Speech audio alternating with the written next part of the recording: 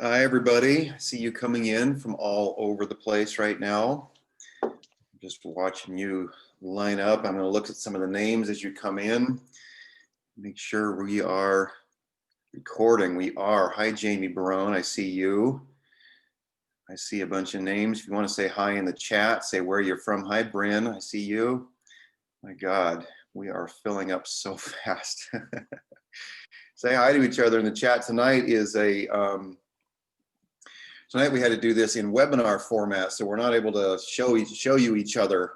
Hi, Aoife. I see you in chat. Mike, hi, Mindy, Mo. My God, I see a bunch of friends coming in here. Thank you for coming in. Thanks for being here.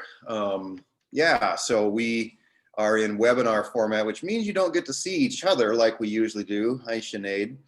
But we will have some interaction tonight and do our best with all of that. We're going to give everybody a minute to show up before we get the whole program started. Let me take myself off of Spotlight, though, and say hi to Emily. Emily is here helping me out tonight. Hi, Emily. Hi, Jacob, and everybody. This is amazing. How long have we known each other? We've been doing stuff for a long time, haven't we? Yes, well, let's see. It was probably 2 creative and boot camps before we went to Sedona, which was, I think this May will be 4 years since we went to Sedona. Oh, wow. Wow, is that long? Wow. I think so. That's crazy. My God. I see Rosemary just said hi. I'm going to try to keep up with some of the chat. So Emily is here tonight to help me keep my head on straight. That is a real, Mindy says hi to Emily. Hi, Mindy. Washington, Canada, Uruguay. Oh my God. Connecticut. Hi, Lisa from Epic. So good to see you. My God, I'm starting to see people I've communicated with. Edmonton, North Carolina, Las Vegas, Florida, Chicago. Don't blow up Zoom again. That's right. That's what Emily's here for, is to make sure I don't blow up Zoom this time. So that's fun. So Emily, while we're waiting for everyone to show up tonight, what's been going on in your life? I know we haven't seen it. We used to sit, for those of you who don't know me and Emily and what we've done. So Emily, a long time ago, said, why don't we do what another one of our friends, Lauren Sapala, suggested, and have a silent writing group. And so we started having this silent writing group once a week at Emily's. Emily is an amazing Pilates teacher and all sorts of body movement and that sort of healing work. And so anyway, at her studio there, we would go and write. So what's been going on? I haven't seen you in person for a long time. It has been a long time since we've seen each other in person. Well, let's see. Earlier, when everybody was kind of locked down and Lauren Sapala had her intuitive writing course on sale, I convinced Mindy and Donna to buy it with me. And we had our own little like writing group to get together once a week and just kind of go through that material and commiserate about how it really did speak to us, as we're all INFPs. So that system really worked for us, and how like, oh my gosh, just like taking some of those shoulds or it has to be this way off the table. And that was a lot of fun. And I had another friend recently ask me if I'd ever heard of morning pages. And I love that, you know, she asked me that. And it seems like there's this like secret group of us where it's like, yes, I know morning pages. And we have our own secret language to get to talk about morning pages together. And that's helped reinvigorate my own practice again, which has been really nice. Oh, that's great. Well, I'm so glad you're here. Joy says, oh my God, I found my people. Hi, Joy. We just had a one-on-one session recently, and that was just wonderful. And Rosemary is here. We just had a one-on-one session. That was also wonderful. I'm just so happy to see all of you here. And Emily, I'm going to put my thing back on Spotlight for a minute here. But Emily is going to be here and kind of keeping track of chat. She'll make sure that I know if I need to pause and pay better attention, so that I won't be running an absolutely, 6-ring circus, maybe just a 3-ring circus. But it looks like a few more people are joining us right now. So All right, let's do this. It's always kind of a interesting moment to just say, okay, we're going to get this thing started.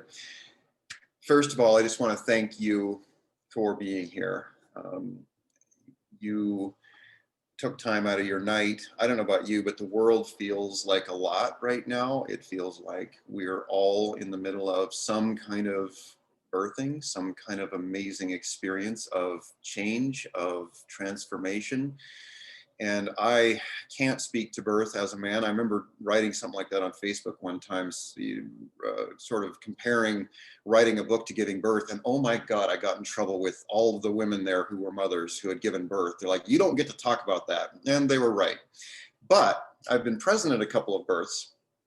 And I can say that from a male perspective, it feels as if we are going through something very overwhelming. And also, what's on the other side of it wants to be something new, something we haven't seen before, something we are creating together. So I want to just thank you for joining me tonight for this workshop. And I didn't know when I set this date for this second version of the workshop, we did the first one in December. I think that was on a full moon, but when I said, okay, it looks like we need to have a second one, I didn't realize when I set up January 12th that it was going to be the new moon. So I want to share something with you in just a moment from my people from the Power Path. But we are here right as the new moon is coming into its peak time right now. But before I share that with you and really pay honor to the fact that here we are together, Emily, we seem to, the things we've done together before, seem to kind of follow the rhythm of the moons and not always on purpose. So I'm starting to learn just to go, okay, that's what's going to happen. But here we are. Before I start, I'd love tonight to offer you, take the ideas we have about what creativity is, who gets to use it, how we get to use it in our lives. And I'd love to break down some what I feel like are some limiting beliefs about it, because I feel like we all need it. And it didn't make it into the final version of my new book, but I started the first draft of that with the sentence, "We need to rescue creativity from the arts." And I feel strongly that that is true. Not that artists and people who are, doing creativity as a full-time sort of, vocation or career don't get to have it, of course, but I want to return it to the people. I want us to take it back and begin to use it in our lives and use it in more areas of our lives than what might commonly be thought of as the arts or creative endeavors, ventures. Secondly, I want to invite you into some experiences tonight of yourself as a creative being. And I'll share some things, some understandings that some of you who've been around me for a while have seen before. So some of these things to pay honor to the left side of your brain that needs definitions, that needs reasons why these things work. So we're gonna take care of that part as well. But most importantly, I just want to thank you for joining me and all of us together here. And I would love it if you would just take a moment, just for 1 second before we move on here, and just kind of close your eyes unless you're driving or flying an airplane or skydiving, in which case don't close your eyes. But just take a moment and close your eyes. And there are so many of us from around the world here tonight. I'd love it if you would take a breath with me. Just breathe in, breathe out. I'd love it if you could imagine yourself moving out of any kind of anxiety or fracturedness or pressure or fear or overwhelm, and just thank yourself and thank everyone who's here tonight for helping us create this circle around the world of people who are committed to creating something new, to creating a miracle, to experiencing miracles and new growth. Thank you. I'd like you to imagine that we are able to hold hands. I'd like you to imagine you can reach out to your left and your right and hold the hand of your neighbor and give it a little squeeze. And I'd like you to imagine that we can feel sort of a warm, gentle electricity race around our circle, around the world. So we know we're connected. So we're here together. We're doing something special. Thank you. When you're ready, you can open your eyes. Oh, and number 3, I forgot this part. Number 3, I'd love to just share with you a couple of things. And for some of you, this will just be a reminder, but I'd love to share with you a couple of ways to re-enter your creative zone, to reconnect with your inner creative self. And I would love to make it so simple that you can leave here tonight with not only new beliefs or perspectives about what creativity is in yourself, but I would love it if you could take home a very simple creative practice that will help you retune every day into that inner self, which we're going to show you the brainwave states and the nervous system states, to show you that this actually heals a vital connection to your inner creative being. And when you do that on a daily basis, it has a cumulative effect of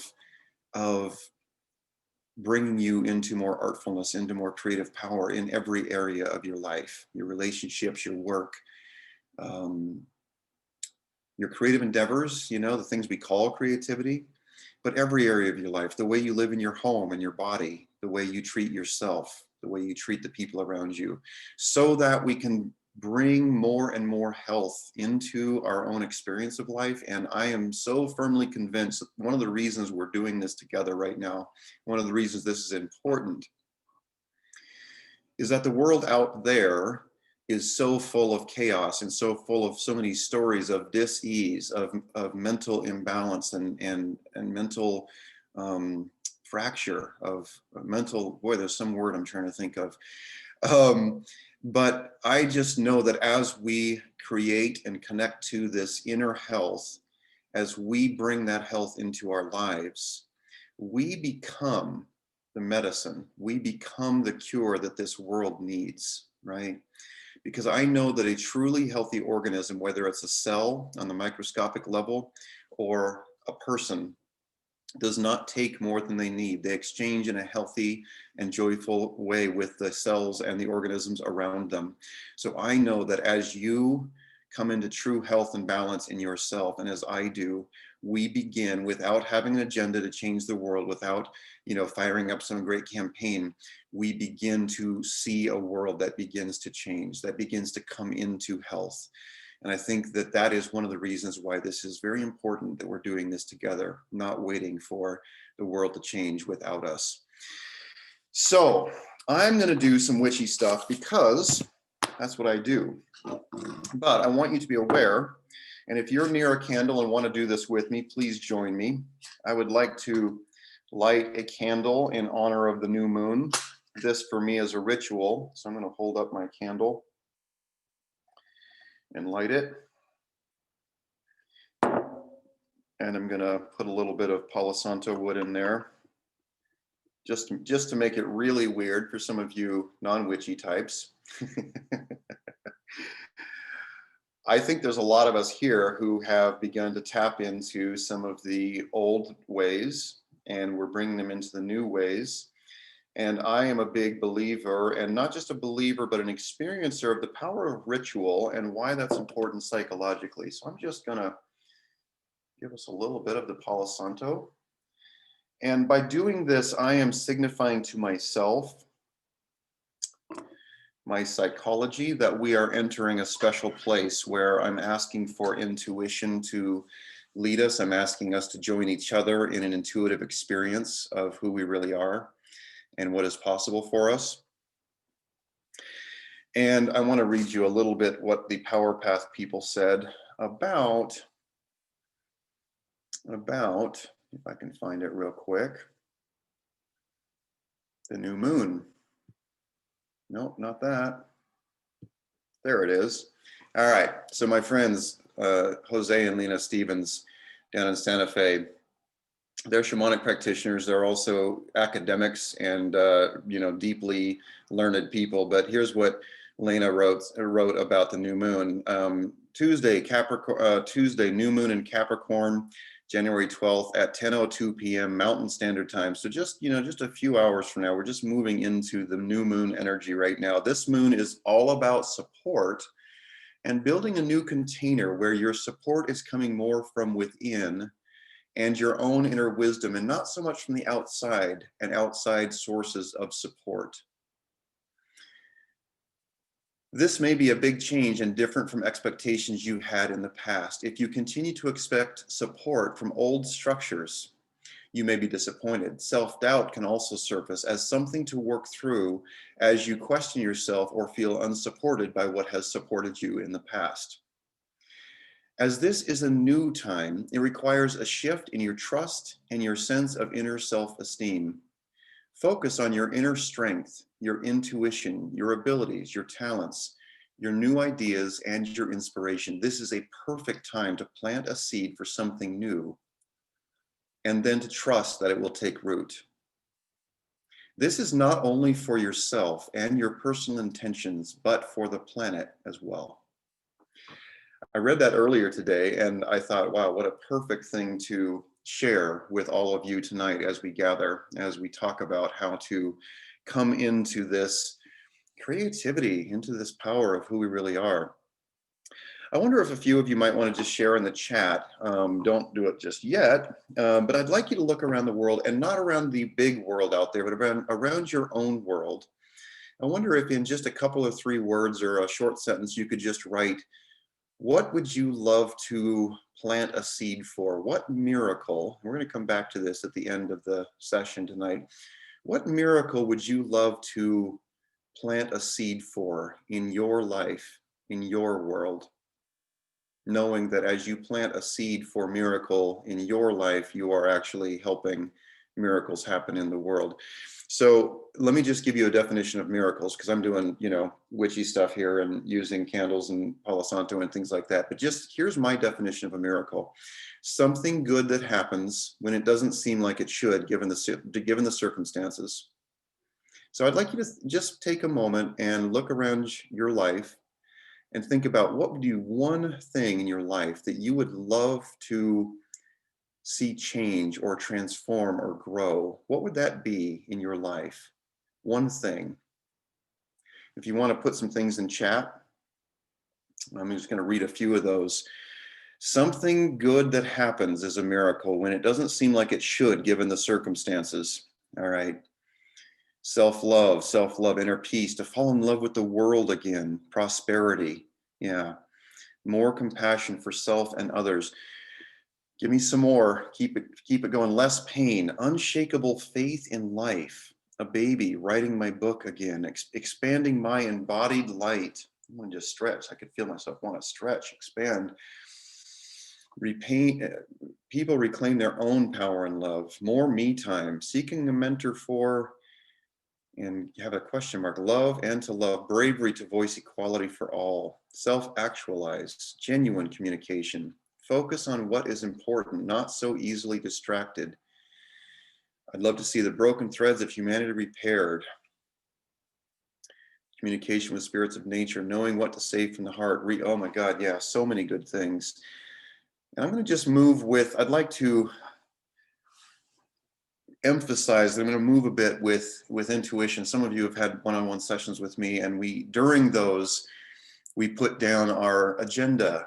I don't come to that with a PowerPoint. I did tonight, a few PowerPoint slides to share, but during that, I don't come with a PowerPoint or a clipboard full of things, and we move with intuition. So there may be a time tonight when I call on one or more of you to join me and do some work together. We'll see how that goes. But let's move forward. And I want to share with you, so many of you said the miracle you would love to see is something big. I would like you to take and just kind of tuck this away in the back of your mind before we close tonight. What would prosperity specifically look like in my life? How much would I need to see come in? What's a specific number? How would that look specifically? What would better communication look like? With whom? I want us to trust ourselves to begin to get very specific about what we'd love to create and what seed we want to plant. Because part of this challenge, part of the puzzle we have to solve, is how to bring these lofty, powerful, important longings, yearnings of our heart into our real life. And your inner self and your imagination wants to show you exactly what that would mean in real terms. And it takes courage to say, oh, greater love among people, or greater trust, or greater equality. In what way would that like to work itself out specifically in my life? And that may end up being something that is surprising. You may end up finding out that it means reconnecting with an old friend, that you have one specific friend that you have, had some hard things with. There may be a variety of ways that this wants to show up very specifically. But just before I was sitting down to say hi to you tonight, I felt nudged to bring back the book Belonging by Toko-Pa Turner. And I've read this before, and I thought, no, I've said this before, I've shared it before, and it just came back. No, it's time to listen to this again. So if you've heard this before, I'd like you to let it sink in just a little bit. In this book called Belonging, Remembering Ourselves Home, she says, there is a stand. Oh, let me back up. I believe we have more than enough creativity to solve the problems of our times, but we have to make a perilous trek into the wilderness within to reclaim it. There is a stand of undeveloped jungle, a place of indigeneity within each of us that can never be domesticated, your original inner wild self, your creative self. It is a borderless land beyond personality and convention, even beyond thought, where pure creativity arises. Like the signature song of a tropical bird, the spiraling of an arbutus tree, the evening scent of a jasmine bush. There is an essence in each of us intended to be expressed. Few make the trek into this creative wild because the path requires great vulnerability. To come into our true originality, our true genius, we must surrender the layers of numbness we use to protect our hearts. As I asked you there to write down a single seed, a miracle, something you would love to create more of, one of the layers of numbness around our hearts is the layer of disappointment. Ways in which we've tried and failed before, things we've longed for, things we've longed to see, things we've put our whole heart, our whole self into, and they simply haven't worked out. One of the layers of numbness is to go back to those yearnings, those innocent early yearnings and adult yearnings and the yearnings that are there, and say, what would I love? And then have the courage, like a child does, before they know that it's impossible or not to dream because you'll just be disappointed, to have the courage to touch that feeling, that yearning, that longing again, and to go back in there and to say, no, this boldness, I'm going to face the fear of being disappointed and put down on paper, this is what I would love specifically. This is how that lofty yearning would express itself right here on the ground, right here on the earth of my life.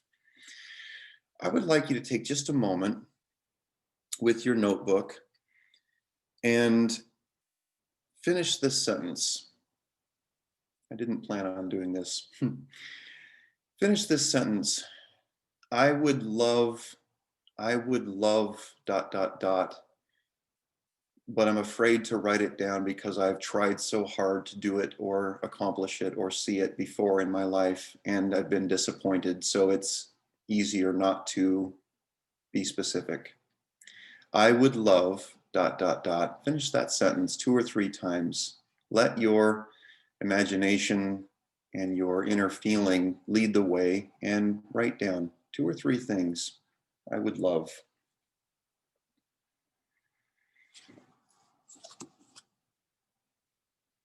Let yourself feel it. Let yourself feel the anxiety or fear that wants to keep you from being specific. Joy says, say the whole thing over again. Thanks for the reminder, Joy. I would love ... That's the blank. But I'm afraid to be specific about it because I've tried this so often before and have been disappointed. So it's easier not to dream or try again.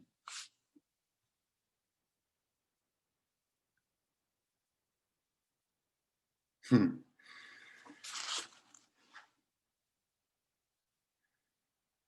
Let me give you a few seconds there. I wonder if one of you would like to raise your hand. We only have time for one or two maybe right now, but I feel nudged to ask to invite one or two of you, raise your hand and we can bring you on and have you share what that is. Okay, Rosemary, I'm gonna bring you on. It'll take just a minute for you to come in like this and we can turn your video on. And Emily, I'm so used to doing these things myself that I didn't let you do it for me. Sorry about that. Okay, there's Rosemary. Emily, will you turn her mic on? I'm gonna unpin my spotlight here so we can see Rosemary. Hi, Rosemary. Hi. Oh my God, I raised my hand and I got picked. Good, here you are. The die has been cast, you know? Well, we talked recently. It's good to see your face. Yes, it's good to see yours too. Thank you. What do you want to share? What was on your list there? I have a couple things, but the thing that I have struggled with so much is to be like really in the flow of being a artistic person. Hmm. It took me a while to really connect with, I know I'm a creative person. Do you know what I mean? I do that in my whole life. But I've had these blocks about, I start all these things and I've done things, I've done acting, I've done visual, but the flow isn't there. Do you know what I'm saying? The kind of childlike engagement in it, because I've overcome so many other challenges in my life, but I feel like this artistic, creative part of myself is like really that like inner little child, who I really, really am. And I don't mean to diminish that I haven't expressed myself at all, but it's like something I really want to do before I go to the other side, if you know what I'm saying. I do. Let me ask you something. Close your eyes just for a moment, if you would. Thank you for your courage and popping right in there like that. Thank I you. would like you to let yourself take that longing. I would love to express myself and be more in that joyful, creative way. Let yourself follow that thread all the way back into your heart. And I would love it if you could tell me, what are one or two ways that you would love to see that happen in your life? One or two actual things. What are the first things that come up for you? To get into a regular practice of like expressive painting. I've done some of that before. Mm-hmm. And the other thing that comes up directly to my mind is to, I've had this idea for a one-woman play and these writings, and those two things are kind of the most in my face at the moment. Do you know what I mean? Mm-hmm. Like for me, it's like I constantly get all these creative ideas, and yet I don't sometimes act on them. And if I don't act on them, I won't, I know it's so obvious, but I learned how to sew when I was younger and I just loved it. I was always in the flow. So it doesn't mean that everything came out perfectly and whatever, but the more that you embrace something, the more you're led where you're supposed to be going, if that makes sense. It does. Yeah. So let's take the first thing that came up. And I love this. This is great. Let's take the first thing that came up for you, the expressive painting. What's one tiny baby step you could take toward making that real in your life? Like the babyest step, not the big one. What's the babyest step you could take toward that? Yeah, that's hard. I've got the supplies, I've got space I can set up. That's not even an issue.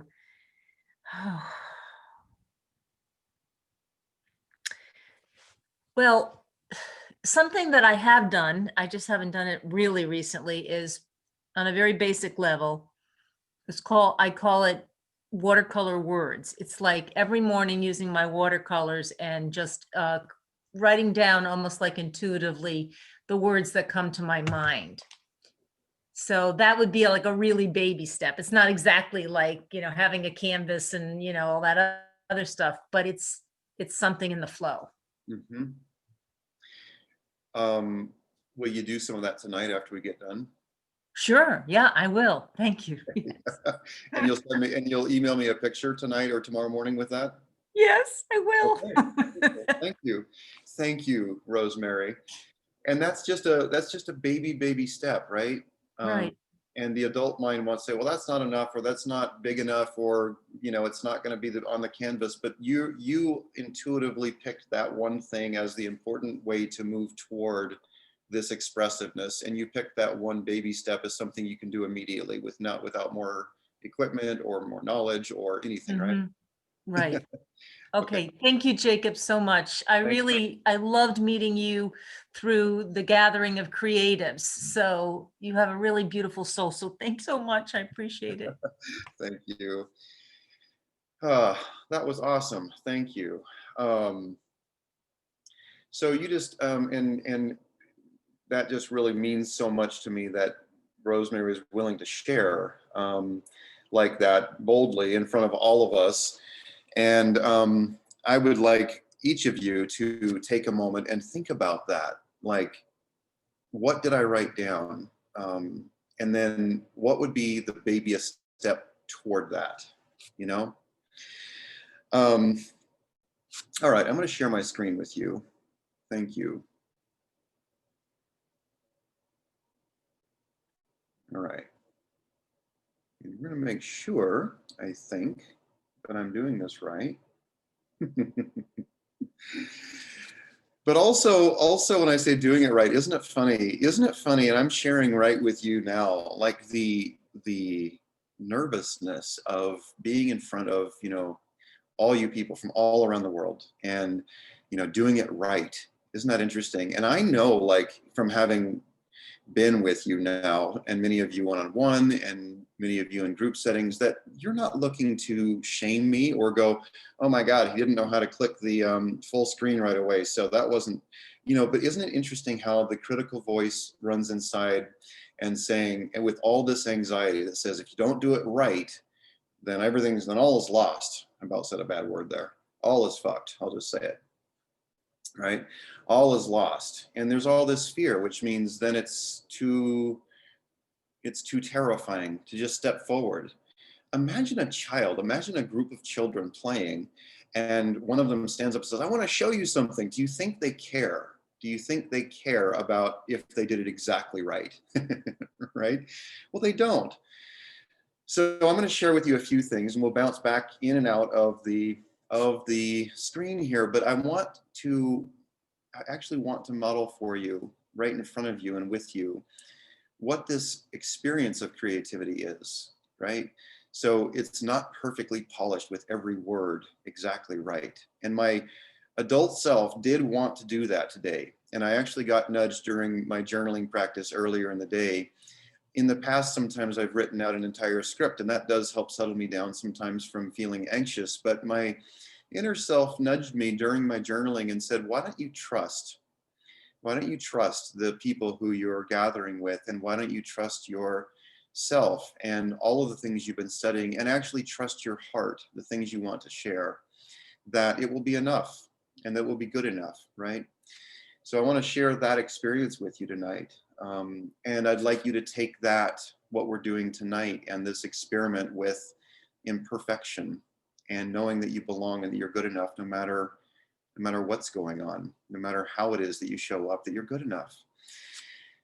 But as we start here, let's do a couple things to give our adult brains, some things to work with. 2019, the World Economic Forum came and said, they did their big every 5-year study that said, what are top job skills needed to thrive and survive in the next year. And so 2019, they came out with this and they said in 2020, which I can't believe that we're already not in 2020 anymore, but here we are past 2020. They said in 2020, these are the top 10 job skills you'll need. And if you look over here in 2015, there was this whole list of things, and creativity was at the very bottom of that list. In 2020, 5 years later, creativity, and this is big economics, big money, big data, they had studied millions of people.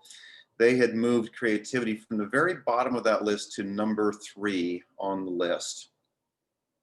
A couple other things had showed up on the list for the first time, like emotional intelligence, and let's see, a couple of things I'm not going to be able to identify right here, but you know, things that are not part of the left brain hardcore economics kind of framework. So somebody sent me that, and I got very excited because, like, oh my God, creativity.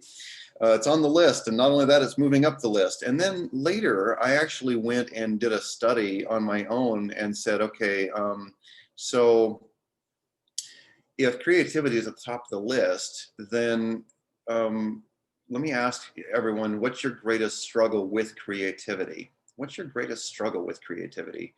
And I asked these questions, and the number one response, as you can see, 74.2% of people said, I doubt my talents and abilities.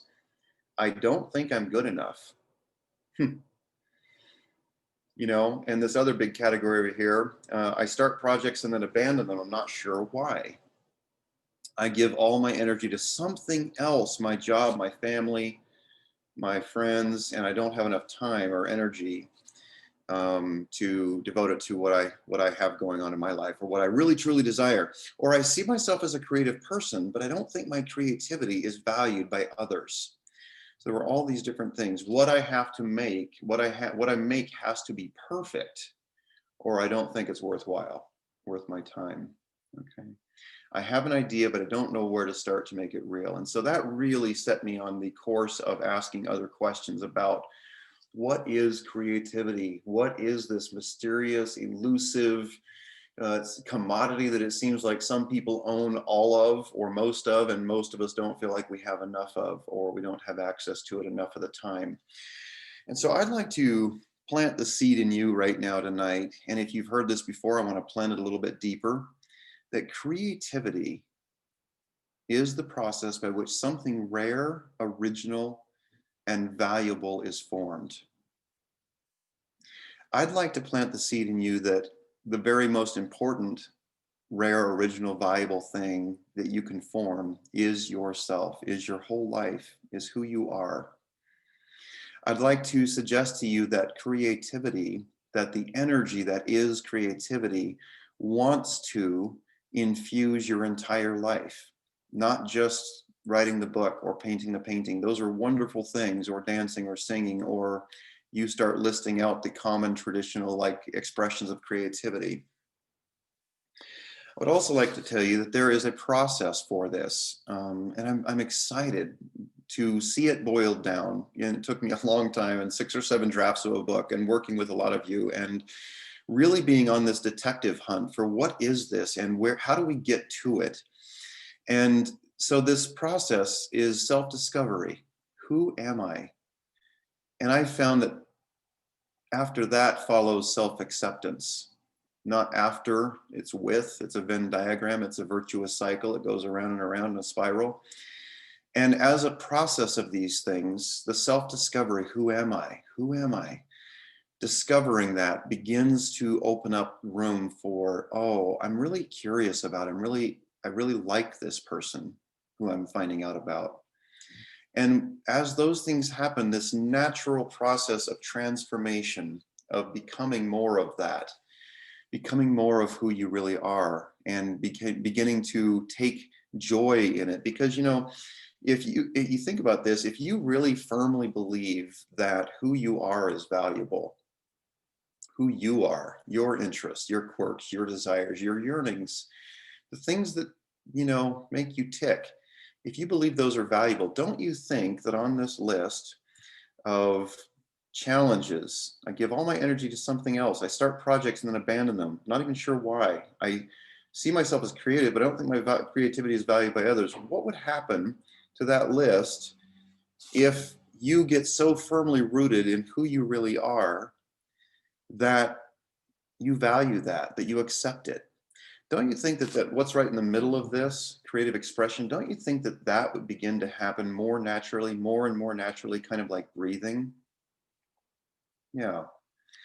Let's do a little exercise together.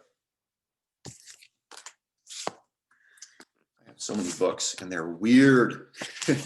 They're a weird mixture of books. I showed you one of them, Belonging, earlier, and don't worry, I'll make sure Emily can remind me later to type the names of these. But here are the different books that I used today in setting up for tonight's session with you. Psychic Witch, you can't teach a kid to ride a bike at a seminar. That's all about sales training. And this one called The Upside of Stress. We'll return to that one in a minute. I'd like you to look at this picture for a moment, and I'd like you to imagine, just look at that woman who's sitting on that rock, looking out at the ocean. I'd like you to imagine now that that person begins to fade, replaced by you sitting on that rock. I'd like to imagine this is an isolated place. No one else is around. You were parachuted in here very safely, and you're able to sit on this peaceful spot. As you can see, the water is calm, and there's no real wind, and it's a warm, beautiful day. I'd like you, if you feel safe, to close your eyes and imagine that you're sitting there on this beach very peacefully.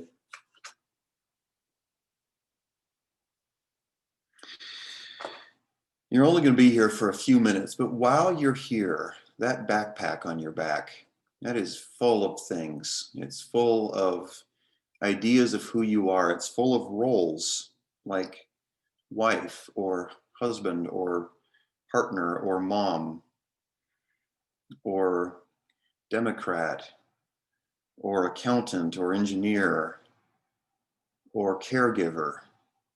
I'd like you to take just a moment and let yourself imagine what that backpack is full of, the roles that you carry through your life, how you're defined. How am I as a parent? How am I as a child, a son or a daughter? How am I as a friend? How am I in my job? I'd like you to imagine, as you're filling that backpack or imagining yourself doing inventory of its contents, imagine how heavy it feels with all the different roles you play, the ways you've learned to show up, the ways you've learned to carry yourself in life, and all the responsibilities and expectations that come with each one of those things. Take a breath or two and just imagine how heavy that feels on your shoulders. Just for a moment, I'd like you to imagine you can move your shoulders and you can gently put this pack down. Let it just rest on the beach behind you. You're not getting rid of it. You're not burning it. Those are important things to you. I'd like you to imagine the self, who you are, minus any one of those things. On this island by yourself, you are something. Take just a moment and imagine and breathe.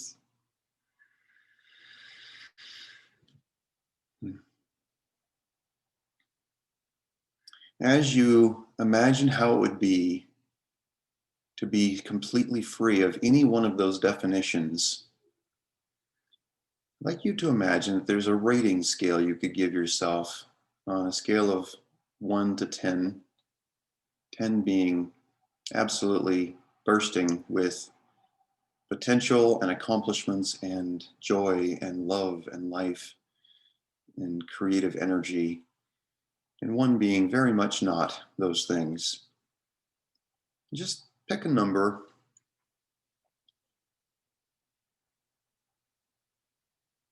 And now come back into yourself and imagine yourself putting your arms back through the straps on that backpack and picking it back up. and hoisting it up on your strong shoulders. It's time to go back to your regular life. But we're here for a moment because we can come back here over and over again and use our imagination.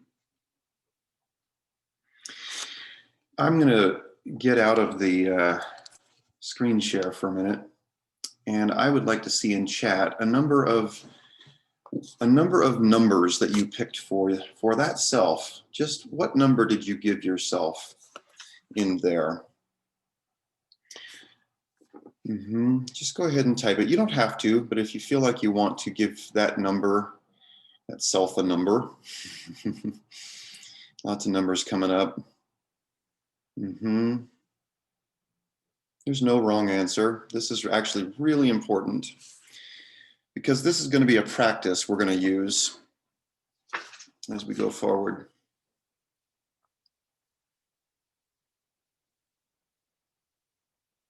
Yeah. Bunch of numbers coming up. 5, 6, 8, 7, 4, 9, 7s, 8s. Lots of good high numbers. I love that. I love that. I think the 8s are cautiously optimistic. Well, I'm sharing this with you from this book that came to me when I was about 34 years old, and I was carrying the weight of the world on my shoulders, and I had some very, very heavy roles. I was an entrepreneur. I was the CEO. I was co-listed on some patents for a tech company. I had 3 young children. I had a big house. I had a big mortgage. I had $40,000 a month in bills with my companies. From the outside looking in, many people thought that I was very, very successful. And I can tell you that I was waking up every morning feeling like an absolute failure. I engaged with a trainer who became quite a guide, and he was using this system called the Sandler Sales System. And in this book that he was sharing during the workshop, he put me through that exercise. And I don't remember the exact number, but it wasn't a real high number. I think 5 or 6 that I gave myself because I was trying so hard. So at least I must get at least a 5 out of 10, right? But what he said next actually made me start crying. He said, if you gave yourself a score of less than a perfect 10, then you're actually confusing who you really are with the scores that you have taken on, those roles of all those different roles in your backpack. He said, because who you really are at your essence, in your essential self, is always a perfect 10. You were born a 10 in that self, and you will always be a 10. And that sounds nice, but I remember feeling so much sadness because I knew that I was carrying around beliefs about myself that were not a perfect 10. And I didn't know how to go back to that self. I didn't know how to make a connection back. And he said, you were born here. And some of you have heard me use this example of the old Hawaiian traditional fable that talks about how every child is born and like a bowl full of light. And that in that essence, in that power and energy of that creative amazing self born here like a bowl full of light, there is the power to swim with the sharks and fly with the birds and create anything. And over time, life and experiences put things into that bowl, rocks, and begin to fill it up. And so the light, the sense of light, the identification, who I am as light, as that creative self, begins to be crowded out. And if that child, if that person begins to identify more and more as those rocks, that heaviness, the denseness, the hardness, then they no longer believe that they have all that potential, all that possibility. And they say, you know, there's a way though that you can begin to tip the bowl and drop those rocks out so that you once again return to that sense, that knowing of who you really are as a bowl full of light. And it was interesting when I first heard that. Again, I remember feeling emotional. I remember feeling my eyes fill with tears. And because I had a longing to go back to that original child, that self who knew that, who felt the possibility of it. And so tonight I want to share with you, as we're going forward, some ways to understand how the rocks get in there, and also ways to begin to connect to that inner self, that light, that power, that imagination, that potential again. And I'm going to share my screen again. How many of you, even hearing the story of that, even understanding that you are not the score that any one of your roles has, that you can make a separation between your identity, who you really are, and whatever score you might have you might feel like a total failure as a father from day to day. You might feel, or a mother, or a sister, or a friend, or in the work that you're doing, or anything, you might feel like a real failure. Like that can be like a barometer, rising and falling, depending upon what's going on in that day. But how many of you feel a certain sense of lightness, of relief, knowing, or even maybe imagining for a moment, that who you really are, the essence of your inner self, is a perfect 10? How many of you, just put it in chat, can feel that that might have the power to change something if you could reconnect to it, if you could heal the connection to that self? That energy, if you could bring it back into your life more fully a little bit each day, might have the power to reconnect you with a miracle, with something, with your yearnings. It might give you something, yeah? I'm loving all the yeses.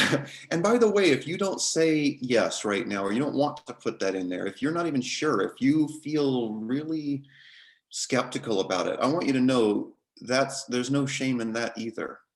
And we're going to talk about the rocks that are in the bowl, that got put in the bowl, and how they got there in just a minute here. Thank you for those of you talking to me about that and sharing your excitement, your feeling of, oh my God, maybe something different could happen with this. I'm actually just making sure that I'm giving you the right one. Nope, that wasn't the right one. I think this is oh, that's the right one. All right, so we're going to look at this. I'm bouncing back and forth, but in my exploration of these things, like, what is it? What are these rocks? What happens? You know, I've noticed patterns that are able to crystallize. And again, this is where we take care of your left brain, so that it goes, okay, we're not just talking about bowls full of light and swimming with the goddamn sharks. We're actually talking about real stuff here, okay?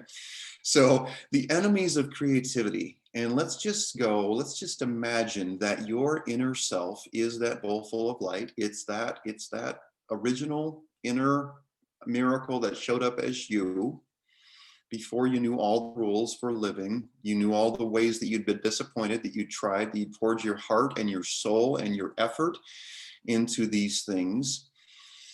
That the part of you, right, that knows these things are true.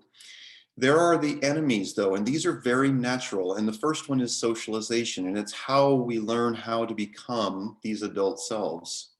Socialization is how we learn the rules for living in an adult world. And by the way, as evil as these things might sound, some of them are actually completely natural. In fact, some of them are important to how we become human and become expressed fully. Like if we were feral children and never learned how to talk and never learned how to, eat with a spoon or anything like that, or write or make poetry or music, we would have a very different experience of life. And it would be a powerful experience, but it wouldn't be a fully like human experience as we know it, with other people, connected to people.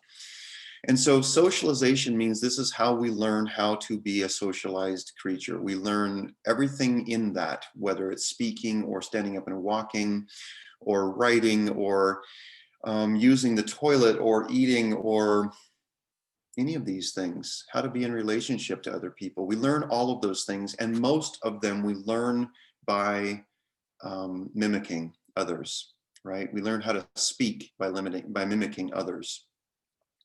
We learn almost all of these things at first by copying other people. Therefore, that means comparing ourselves to others. Is it any big surprise then that we find ourselves at a young age, and increasingly as we become adults, is it any surprise that we don't know who we really are or what we really desire? Because we become a copy of other people. So this is a very natural process, but that's one of the rocks that gets in there, is that we get disconnected from that raw, powerful, imaginative, dreaming, limitless self, because we learned how to do the things that help us become who we are as humans by copying other people. So that's one of the enemies of creativity. So here is where we learn how to come into a different relationship with our socialized self. The other thing that's a very natural follow-on to that is rejection, or the fear of rejection. And sociologists and psychologists tell us that's one of the most deeply rooted fears in our human experience, is the fear of being rejected by other people. So when one of you raises your hand or comes on and speaks to me in front of other people, or like we did at Gathering of Creatives, you come and share one of your poems, or anything you do in front of other people, like the terror, the feeling that your heart starts to race and your lungs start to constrict and it's harder to breathe, and you might feel, these are physiological experiences, symptoms of anxiety. Those are symptoms of fear of rejection. Like, what if I will be rejected for being who I really am in front of these other people? The third thing is, this is a traumatic experience. These are traumatic experiences, and many of us have these from a very early age. Tonight didn't feel like the night to go into the ACEs quiz and delve deeply into trauma, but I would like to just pay respect to this, and I deal with it quite a little bit in my new book that's coming out, The Creative Cure, that traumatic experiences can be the big ones, the big traumas. And it can be, if you were, beaten or abused as a child, or if you experienced a lot of harsh punishment, or you were bullied at school, or you had a parent who was, in some sort of addictive situation, or you went through divorce as a child, or you moved a lot. There are many different experiences that, to an adult mind, you look back and say, well, that was a big deal, but I got through it. What we know now is that those things actually begin to form beliefs about who you are that go deep into your inner being as limiting beliefs, the roots. I'm going to show you some of those things in just a moment. But these are the enemies of the creativity. These are the rocks that begin to fill the bowl of light, and they begin to make you believe that you aren't the light, that you are the rocks, that you are limited, that you're heavy, that you are not able to go anywhere and do anything, right? Let's move on and see what the next slide is. I forget what it is, so we're going to do this together. Oh, not that one.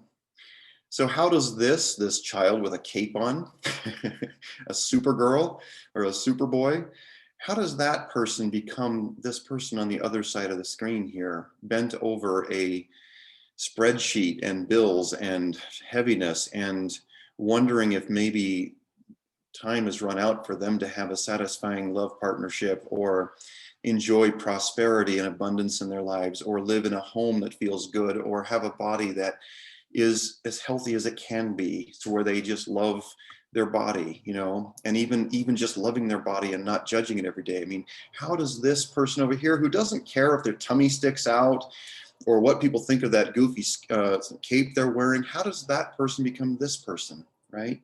Well, back to the enemies of creativity. Whoops. Socialization, rejection, traumatic experiences. I would love it if you could take these three, maybe write them down. You don't have to, but if it would help you to write them down, to give your logical left brain something to kind of notice. I would like you to begin noticing in your life the times when you feel hampered, the times you feel like your leash got yanked and you felt like, oh, I wish I could do that, but I shouldn't, or I'm afraid to. Just in your daily life, this would be a little exercise just out in your daily life. I would love it if you'd start to notice those times when you feel that happening. And then maybe just let your brain go back to this short list. which one of these enemies of my inner creative self is running the show right now? Is it because I think I know rules that are making me stop or not do this or making me afraid? Am I afraid of being rejected by other people? Is this attached to some experience I had when I was young, when I was forming, that makes me believe that I'm not good enough, that I'll be abandoned, that I'll be rejected? Let's look at the tree here next, I think. Oh, well, before we go on, let me just say is what you believe about your creativity. So if you gave yourself a score of less than 10 in that exercise on the island, what you believe about that self is what you believe, that creative self, that's what you believe about yourself. So people would often show up to me to do coaching work or guidance work. I no longer call it coaching because that's much more like goal oriented, and guidance work tends to be more intuitive and reflecting back your inner wisdom rather than a goal that I'm setting out for you. But they would often come to me and say, I just need someone to kick my ass, so I'll write this book. I'll finally quit procrastinating. Just kick my ass. And what I'm like, it was like, well, I don't think that your inner self needs its ass kicked. It doesn't need something harsh or violent. What it actually needs is to be loved. It actually needs to be invited forward to tell us what it knows, what it wants, you know? But I've found that so often what people believe, what I believe, what you believe about your creativity, that it needs to have its ass kicked, that it needs to be forced into action, that it's running out of time, that it's limited, that it might not be good enough. What we believe about our creativity is what we believe about ourselves, right? And so if we can heal that, if we begin to heal what we believe about ourselves, we actually begin to heal our creativity, how we express that self. So let's look just for a moment here at these limiting beliefs. Let's start up here at the top with the symptoms. I know some of you have seen this tree before, and I feel like some of this just bears repetition. It does for me. I know that sometimes it's easy to go, oh, I've seen this before, and race right on. But I tell you this, if you allow this to really sink in and you begin to practice this gentle reconnection, healing that connection to your inner self, what will happen is some things begin to change. So many times people show up to these sorts of things, whether it's a book or a workshop or personal work, with the idea, if I can just fix this behavior, this symptom, if I can just fix this, then I'll start to feel better about myself. So if you look up here in the branches and leaves of this tree, things like addictions, heart ailments, PTSD that might manifest in things like panic attacks or the fear of going out and being with people, or so many different ways that PTSD, post-traumatic stress syndrome disorder, hypertension, like physical issues, weight issues, self-sabotage, you know, I start things but I never finish it, those beliefs, those behaviors, certain pains and illnesses, procrastination and clutter. Lots of things show up as symptoms and we go out after that. I should stop smoking this year. I should. By the way, I'd love it if you would start noticing in your day, either tonight or tomorrow, how many times you think or say out loud, I should do this, or I should not do this. I would like you to start noticing that whatever follows, should or shouldn't, could be a symptom of these deeper beliefs. Okay. Some of the events that grow into this trunk, that from which these symptoms, these branches and leaves and the fruit grow from, are events. These events are things like being bullied or teased, having emotionally detached parents, having been abandoned or betrayed, abused or put down, alcoholic parents, over-disciplined or criticized, physically beaten, having a lot of family fighting or shouting, a lot of conflict in your young life, or just feeling unsupported or unloved, not seen, not good enough. Those go deeper though. Those become beliefs about who you are. Questions like, what's wrong with me? Or belief that I'm not safe, I'm not okay. And by the way, these aren't just mental beliefs like words running around in your head. These are things like feelings, not feeling safe, not feeling okay, not feeling lovable. I don't believe I'm worthy, I'm not good enough. I'm different, or I don't belong. I'm going to take me out of screen sharing just for a moment here. And I would love it if you would take just a moment right now and think of a creative idol you have, somebody who manifests or exhibits things that you would absolutely love to accomplish in your life. And that can be a creative endeavor like writing a book or singing or dancing or being a movie actor or things like that. It can also be somebody who just has, they just exhibit this amazing presence and they show up in the world. They speak, they connect with people, they create things. Maybe they created an amazing company or whatever. I would love it if you would share in the chat for a minute here. What are some names like that? Who is an idol of yours? I'm going to do a little bit of exercise here. Oh, Wayne Dyer, yeah, share in chat some different idols. Maya Angelou, Brene Brown, Julia Cameron, yes. Jacob Norby, thank you. Catwise Sullivan, you, Eckhart Tolle, Heather Ashamara, God, she's a wonderful one. Randy Davila, yep. Frida Kahlo, Melissa Gilbert, Amira Rahim, yes. God, these are amazing people. Glennon Doyle, Oprah, Russell Brand, my God, yeah. Love that guy. Freddie Mercury, Katharine Hepburn, Philip Pullman. Okay, Elizabeth Gilbert, fantastic. Okay, I would love it if you would take a moment with your notebook. I'm going to set a timer for about 90 seconds. And I would love it, maybe we'll take 2 minutes. I would love it if you would take just one of these idols, and I love these people you're mentioning. Lisa says Louise Hay, Shakti Gawain, Tom Petty, and Julie Cameron, yes. Dolly Parton, Elizabeth Gilbert, yeah. So I would love it if you would take that person and just imagine them doing, oh, John O'Donohue, my God, yes. David White is one for me, and so many of the ones you've mentioned, but I would love if you could take just one of these people and imagine them doing what it is you love so much about them. Like, I'd like you to take a moment, close your eyes, see them doing something that you love about them, you admire, and you would love if you could accomplish it, but you just see them as this amazing creative manifester. Okay, Rumi, yeah. And for the next 2 minutes, I'm going to set a timer. I would like you to write down all of the qualities that you admire about them, the qualities, and it can be specifics, details about how it is they do their thing, but their qualities. Okay, start. Write down as many qualities of your creative idol as you can think of. Let yourself imagine them doing their presence, their words, the way you fill in the blanks.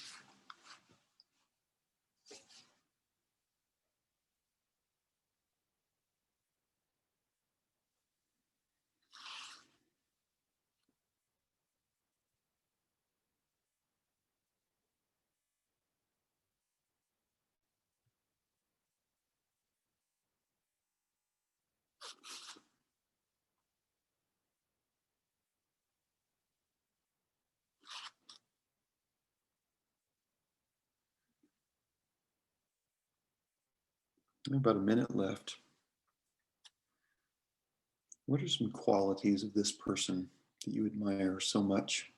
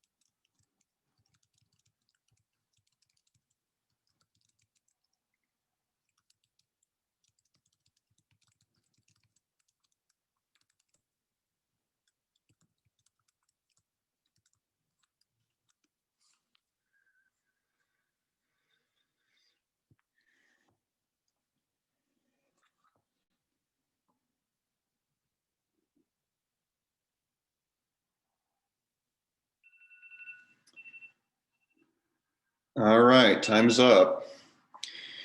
I wonder if you would put a few of the qualities in chat that you just wrote down about this person, just a few. What are some qualities about this person? Fearless, owning your power. What this person, they're bold, they're speaking, storytelling ability, their self-respect, authentic, yeah, fun, compassionate, humble, honest, apologetic. Okay, this is coming in really fast. I would love it if somebody wants to raise your hand, and somebody who hasn't done this with me before. So if you've done this with me before, let somebody who hasn't done this yet, come on. Okay. Yeah, Emily, I'll just let you pick somebody and bring them in.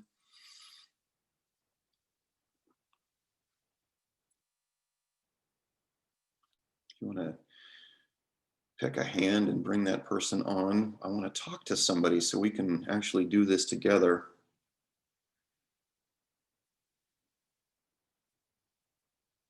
While Emily's doing that, I'm going to read some of your other comments here. So alive. Yeah, that's good. Mo Brand uses addiction to teach and help others grow. Oh, here, I'll take care of it, Emily.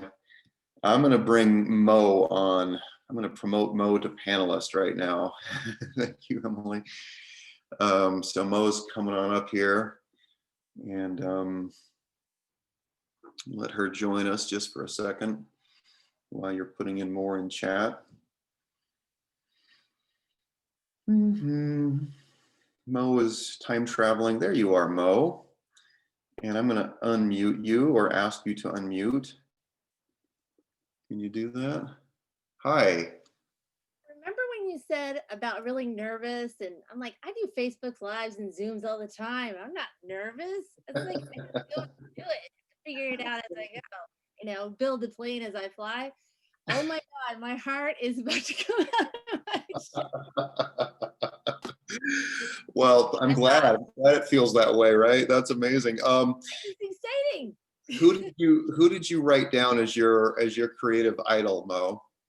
Russell Brand is how I often start my day because he just sets a tone. He is so real, and he's so real about life not being real, and he just has he talks about his drug addiction, his sex addiction, all of his addictions, his 12-step program, Rumi, all the philosophy, Eckhart Tolle, all his influences.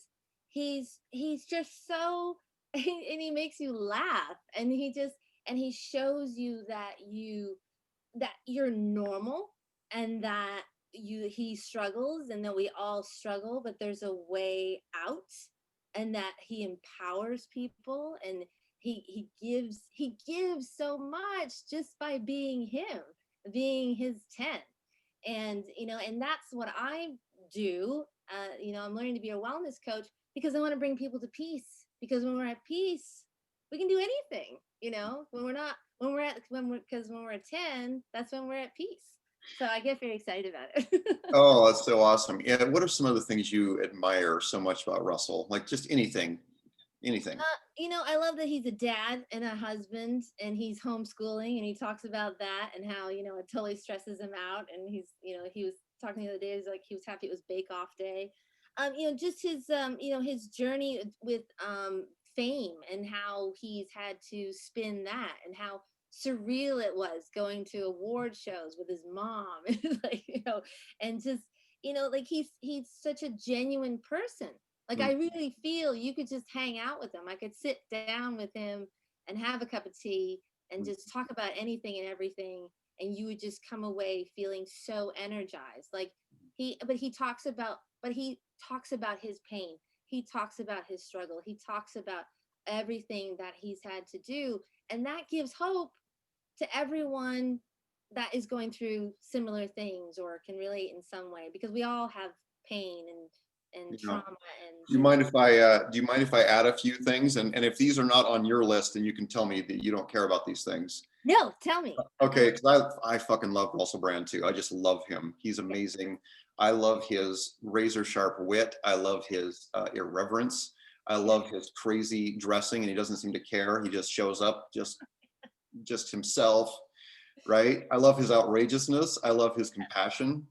Yes. Do any of those not fit on your list? Absolutely. Like just how he talks about, just he's so funny. I mean, he's Yeah. just so, and he's so, that's what I mean. He's just, and that I resonate with him so much because I did, because I've been told I'm very funny. So All right, Mo, hang on just a minute. You're getting ready to spill the secret here. You haven't done this with me before, have you? no. Oh, good. Okay, awesome. Awesome. Because there's an Thank you for remembering. awesome surprise getting ready to happen. Okay, I'd like you to close your eyes and everyone watching Mo. And Mo, I'm so happy. Thank you. We've known each other for a long time too. I'm so happy you're here and doing this with me right now like that, because that's special. So everyone just kind of send Mo some love and appreciation for showing up. But as you're watching me do this right now with Mo, I would like you to imagine yourself in the seat with Mo, and I'd like you to take your Mo, just concentrate on Russell Brand and just let yourself sort of amplify those characteristics and qualities you talked about him that make him such an attractive, amazing model. And the rest of you, let's place you in Mo's chair for a moment. And I would love it if you would take your person who you selected and let yourself amplify those, focus on those characteristics, just like Mo's doing right now. You just imagine like how much you appreciate how this person has, really shown up. I don't know why I have, my emotion like tears in my eyes, but I'm thinking of some amazing artists, like Elton John and some different ones who are they're just so amazing, and their energy and how they show up in the world actually provides hope and joy and healing and connection and energy, right? So imagine that person you wrote down, whether it was Wayne Dyer or Oprah or Eckhart Tolle or any of these people, Heather Ashamara, any of the ones you picked. Focus on them just for a moment. And Mo, think you and I are focused on Russell Brand. And I want to introduce you to someone just like that idol you selected. And that person is you. You picked that model because you see in them reflected qualities already in you. Those qualities already exist in you, in your inner self, and the potential to bring them out into the world through your framework as yourself. Mo, the different ways that Russell Brand shows up in this world. And I'm looking at you, and you have your eyes closed, and that's good. But I'm looking at you with your hair and yourself and your brightness, and I can just see all of the things that you talked about, Russell Brand, are existing in you already and want to be, and already are. It's not like you're some shrinking little violet who, hasn't ever taken a step in that direction. No, you're already a bold, vibrant, person full of energy and growing and transforming and sharing that with the world. But I just want you to know that the reason you picked Russell Brand, he has qualities, and in the Jungian sense, there's this sense of we pick a mentor or a model or an idol because they are, and we let them hold our inner gold. We let them hold that. And there comes a time when it's time to begin taking the gold back and owning it for ourselves and realizing I see that in that person because it already exists in me. How do you feel about that, Mo? You can open your eyes whenever you're ready. Oh yeah. Amen. How's that feel? Yeah. And it's funny because I'm in my inner circle, I'm brash and bold, but I really I want to work on that. I realized just during that exercise how that's really something, that's the courage I need, the vulnerability to be more vocal about how I really feel about peace and love and that passion. So thank you so much. That was amazing. Thank you for Like, sharing. I would love it, Mo, if you would take this back and maybe, hopefully you wrote that list of things down about Russell. Did you do that? oh yeah, I yeah, would yeah. like you to take it back and maybe watch one of his, comedy specials or something that's favorite of yours of his tonight, and just allow yourself to like really soak in the qualities that you so admire, and realize that all this time in your admiration and appreciation of him, you've been seeing those things. And I know that you already do, like, you're really smart and you read a lot of books and you've been on this tremendous journey. Like, I know that about you already. So it's not like this is some mind blowing, you never thought of this before. But I would love it if you can let that sink in, into your inner self. And because that energy, that acceptance, a little bit more at a time, that can be part of what produces whatever miracle you wrote down when we started tonight's class. Yeah. Yeah, you're hitting all the feels, man. Thank you, Mo. You have no idea how many nails you hit on the head tonight. That's just crazy. Like, I've been so in flow in the last 2 days. It's crazy. Yeah. So, new moon, baby. All right. Thank you, Mo.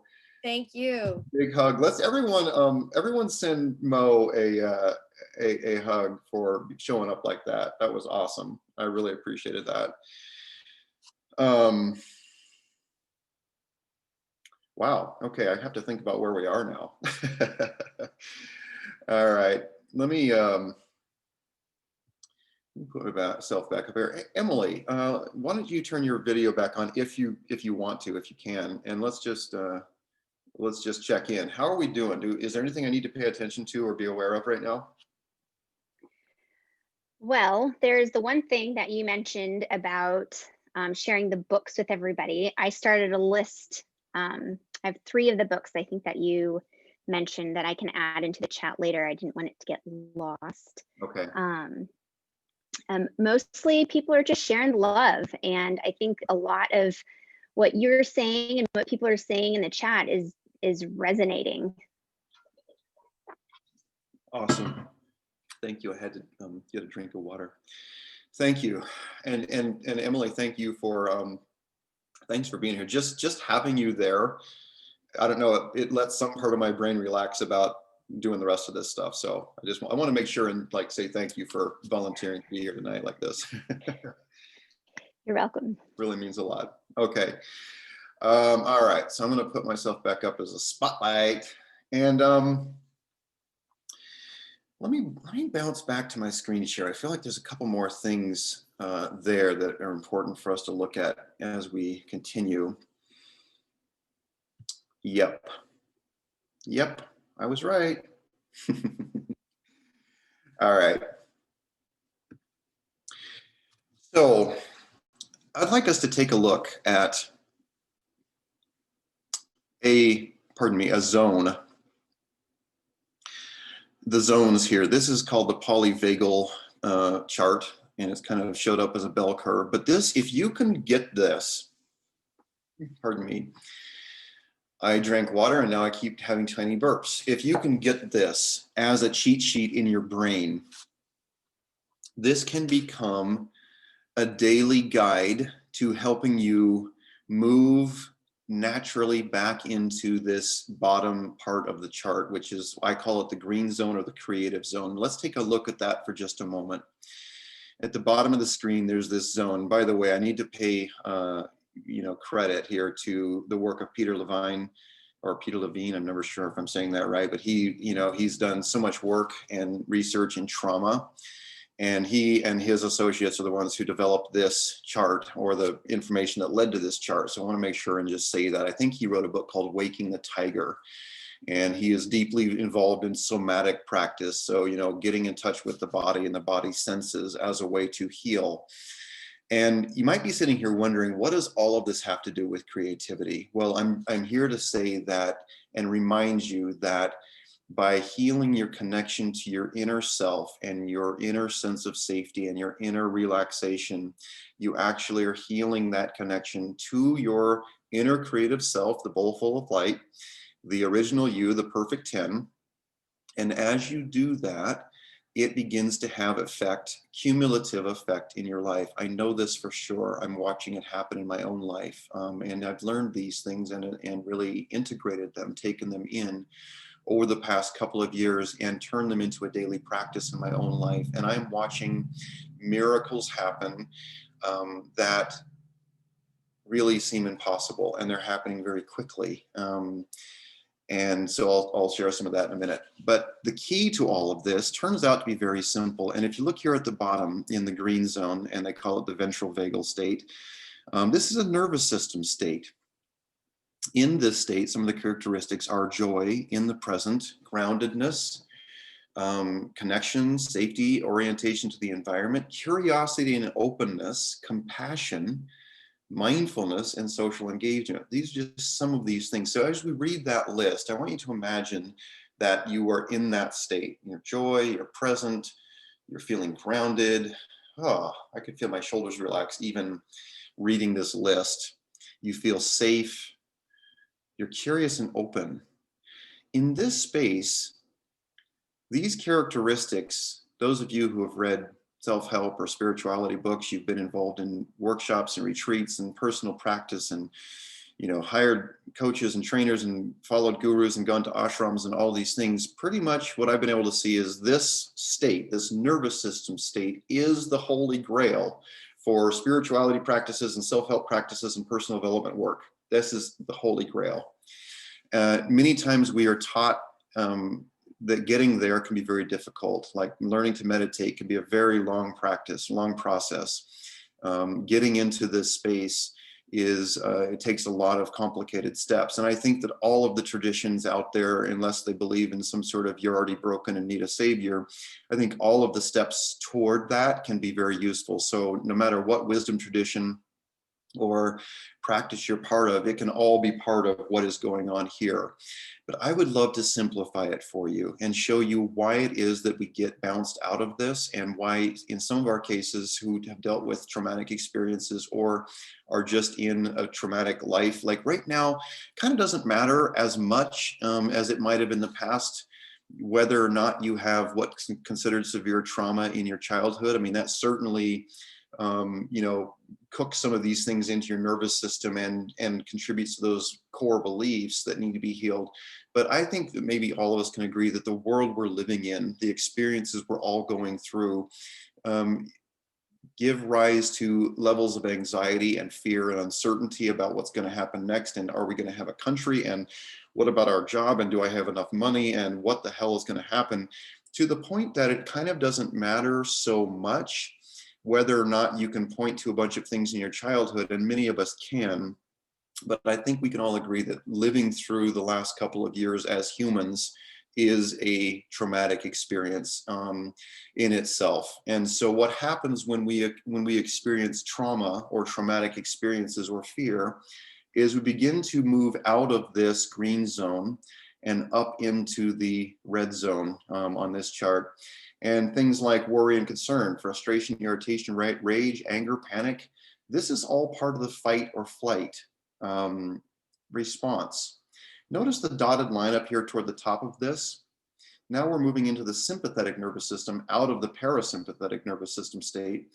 So we move up into this sympathetic state, and it's characterized by a feeling of I can still do something about the situation. So it's generating fear, rage, anger, irritation, frustration, panic, any of these manifestations, these feelings. But inside the brain, there's still this belief that if I fight or run away, I can do something about what's going on right now. Notice what happens if it even becomes more severe. Many of us have heard all of our lives, fight, flight, or freeze.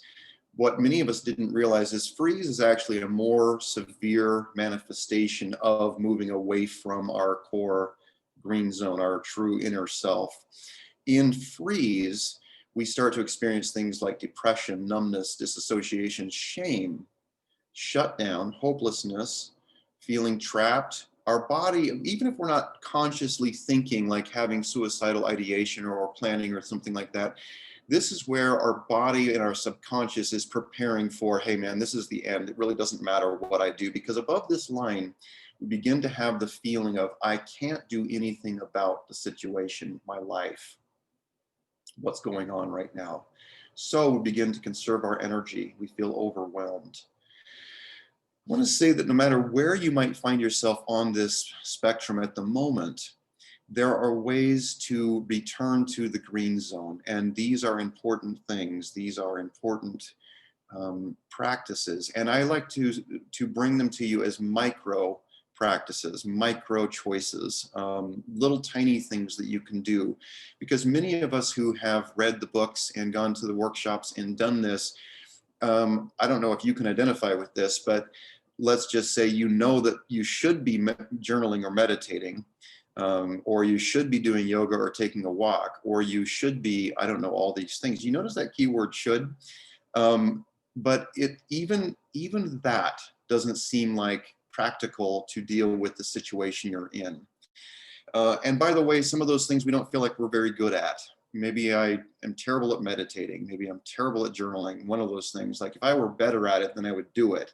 What I want to share with you tonight is taking tiny steps using some of these practices actually settles you into the nervous system state down in here in the green zone. And by the way, when you're in the green zone, you're getting back in touch with the bowl full of light self, with your perfect 10 self, with your original inner creative being, okay?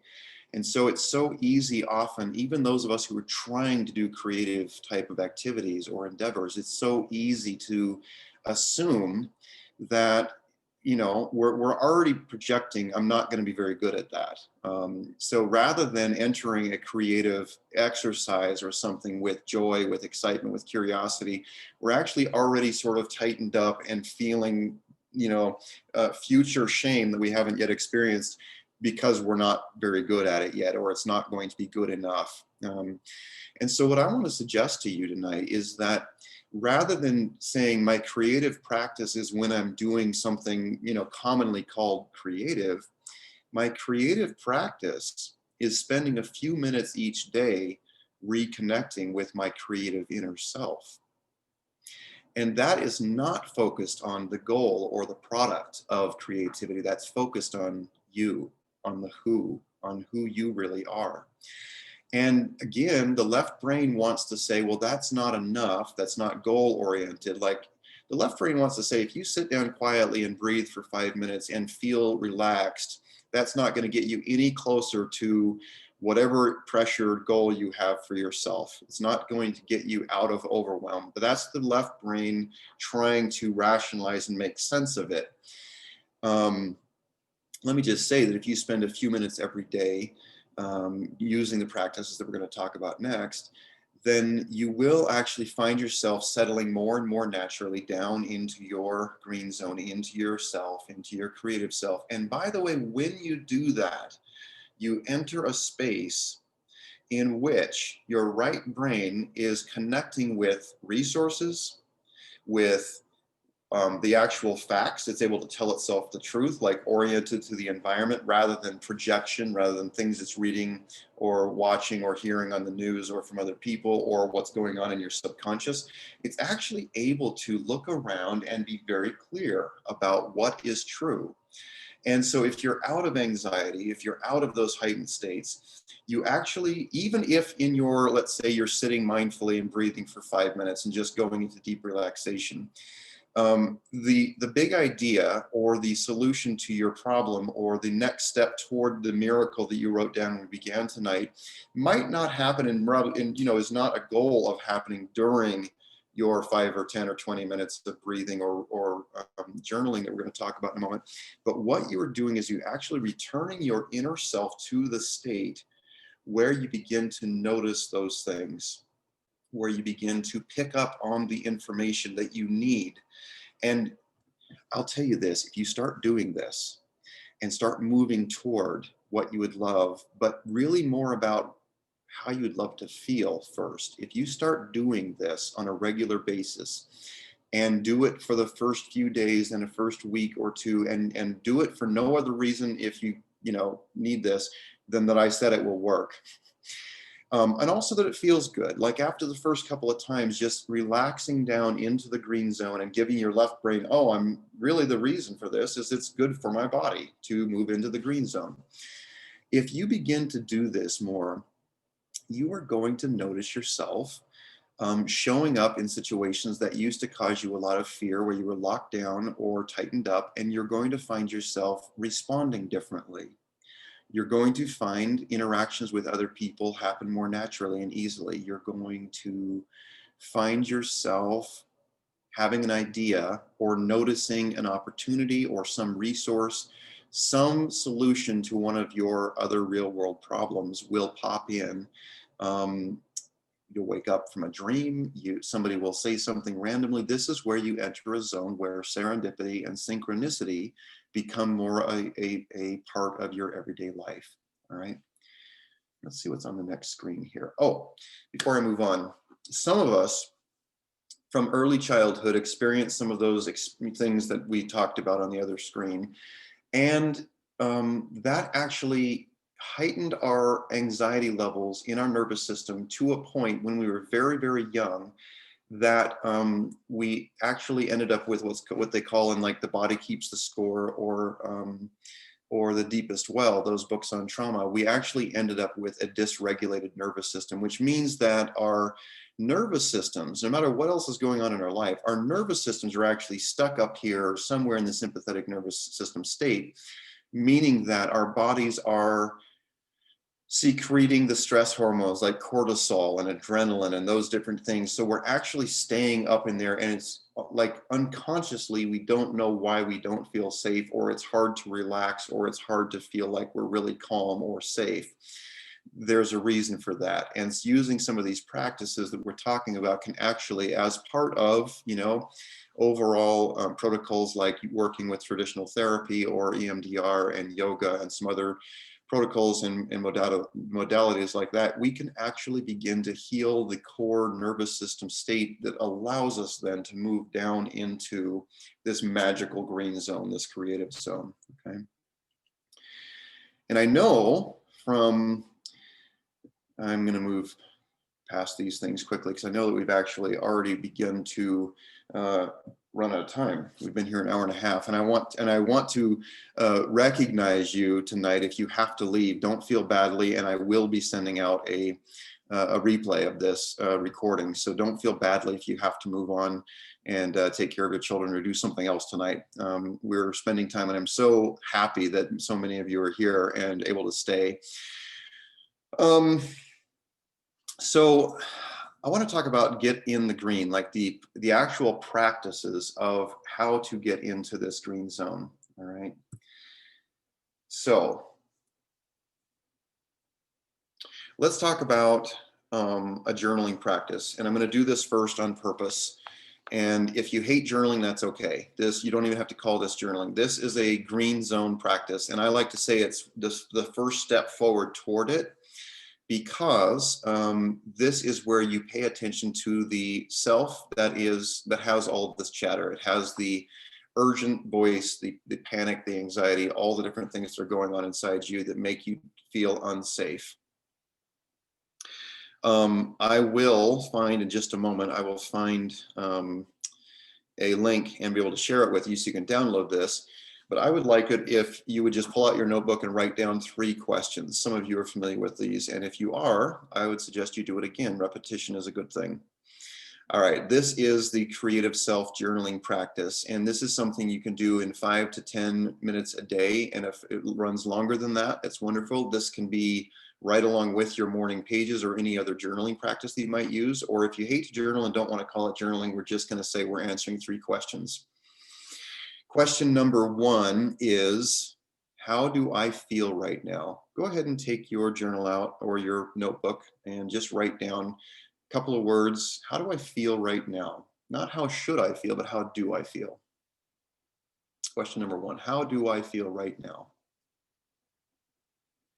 Let yourself be very, very honest. let's just say I feel a little tired. I feel annoyed that he keeps repeating himself. I feel good. I feel excited. I feel hopeful. I feel ready to start putting some of these practices in place. I feel safe. I feel sad. I feel anxious about what's going on in our country. I feel anything you feel, whatever you feel. I feel hungry. I feel like I need to pee. All right, so these are some examples of how to answer that question. How do I feel? I feel like I have a headache. And then move right on to question number 2. What do I need right now? Some of the things you wrote down in how do I feel can move right into what do I need? What do I need? I need a drink of water. I need a nap. I need to go to sleep. I need to take some deep breaths and quit looking at the news. I need more money. I'm going to need a new car soon. You know, whatever it is you need. It can be as small or as large as whatever is sort of top of mind. And then the third question is, what would I love? What would I love? And I would suggest to you that as you start this practice, it's really a good thing to focus on how would I love to feel? Sometimes it's hard to get all the way out into a big goal or a dream or something like that, especially if we're in elevated anxiety states. It's hard to focus on those things. And sometimes I think a lot of times with gratitude journals or affirmations, which are both wonderful practices, it's easy to try to move over the top of the honesty that needs to be told in the beginning. How do I feel? What do I need? And if we're willing to tell the truth about those things, then we actually settle down the parts of the brain that have not been feeling heard and seen. It actually settles those voices down because they feel like, okay, you're paying attention to me. This is all part of the process of what I need. But what would I love? That's the third question. So question 1 is, how do I feel? Question 2 is, what do I need right now? And question 3 is, what would I love, or how would I love to feel? And one prompt that I use a lot, and I borrowed it from somebody, but I use it all the time, is, I am so happy and grateful now that ... and I fill in that blank. That's, I'm so happy and grateful now that I feel so safe and so acceptable in my body right now. I'm so happy and grateful now that I feel like I'm going to have my money issues work out. I'm so happy and grateful now that I just am feeling so much more confident in who I really am. And by the way, some of these things that I'm listening to, these are things that were very real in my life when I started this practice, you know.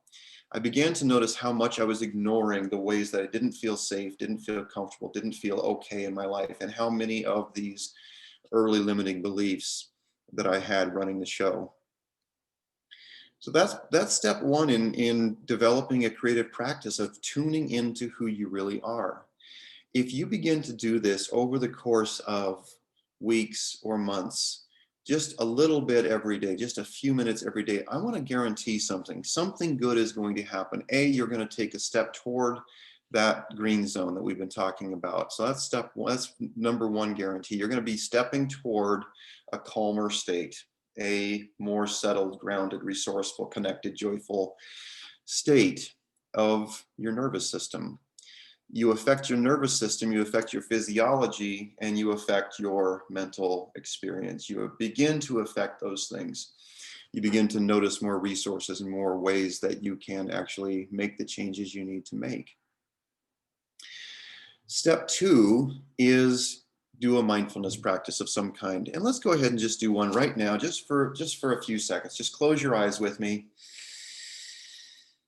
Breathe in and breathe in a big thank you to yourself as you breathe in. Just say thank you for being here, for investing this time. And as you breathe out, just let go any anxiety. Imagine that you're just giving yourself this moment of real peace. Let's breathe in. I am safe. I am loved. I'm sorry. Let's breathe in. I'm loved. I'm loved. Breathe out. I'm safe. And I just want you to imagine, a green, relaxing sort of wave of, I don't know, something liquid just running through your nervous system, just letting anything that feels tense or red or heightened or nervous, just let it go. It's just being washed away. Breathe in, I am seen. Breathe out, I am enough. Breathe in, I am loved. Breathe out, I am safe. One more time, breathe in, I'm seen. Breathe out, I'm enough. When you're ready, just open your eyes. I'd like it if you just put in chat, how do you feel right now after just a few seconds of doing that little exercise of, we can call it meditation or mindfulness or relaxation. How do you feel as you are doing that? How does that feel? Calmer, release the feels, calm and curious. Yeah. More expansiveness. Yeah, calmer, very relaxed. More focused, something released, nurturing, relaxed, quiet, grounded. Yeah. So I wanted to share this with you. Emotions I've been holding in, trying to come out, overcome. Oh my God. And Stacy, thank you for sharing that with all of us. That's a really important thing to note, is that as you start this practice, more in touch with my intuitive vision, calmer, less tearful and raw. Yeah. I want to focus on something Stacy just said though, because it's important that as you start this practice, we are beginning to strip away the layers of numbness that have covered our hearts. We are getting more in touch with that inner creative self. And so this can be a time when you have to be very gentle with yourself, when you need to be aware that, like numbness, imagine that you've been sitting on your foot for like 30 years. And so your foot is asleep. If you move your foot from under yourself and let the blood flow in it, there's a lot of discomfort and pain. If you tried to stand up right away, you'd probably fall down, right? And so I would like it if you can just be very gentle as you're beginning this process, or wherever you are in the process of reconnecting with your inner creative self.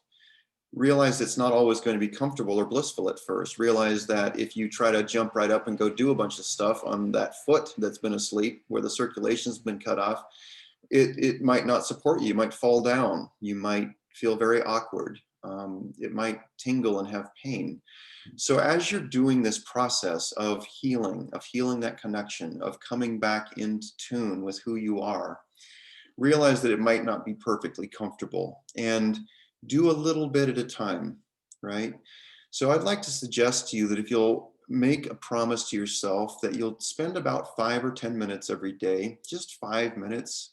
And if you're already doing something like this, then this won't be hard at all. But if you've always had a hard time, I'm just curious here, let me lower all hands. I'm curious, just raise your hand or put in chat whether it's easy for you, and journaling and doing some form of mindfulness or meditation is easy. So raise your hand if that's something that you already do all the time, like every single day.